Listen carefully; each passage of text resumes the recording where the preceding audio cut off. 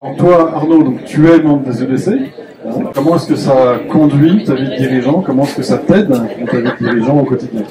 Alors le pape François dit souvent, être chrétien c'est un processus, c'est-à-dire c'est une croissance, c'est pas quelque chose qui nous tombe dessus, et même quand ça nous tombe dessus, ça continue à évoluer. Le mouvement des EDC permet, avec des réunions d'équipe d'une dizaine de personnes, avec un diacre, une religieuse, un pasteur, un prêtre orthodoxe ou un prêtre accompagnateur, de nous aider à réfléchir sur notre vie de dirigeant, en nous posant les bonnes questions, c'est-à-dire les questions de pourquoi ce métier de dirigeant on le réalise de telle manière. Parfois on a des décisions compliquées à prendre, des investissements compliqués, des risques que l'on prend, comment au regard de l'évangile on peut questionner ces risques.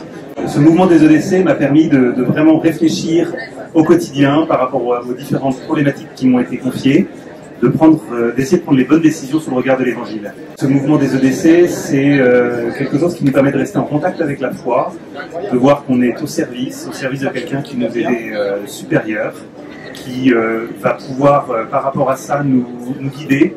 Parfois, je dis que j'ai un autre associé dans l'entreprise et il n'est pas invisible.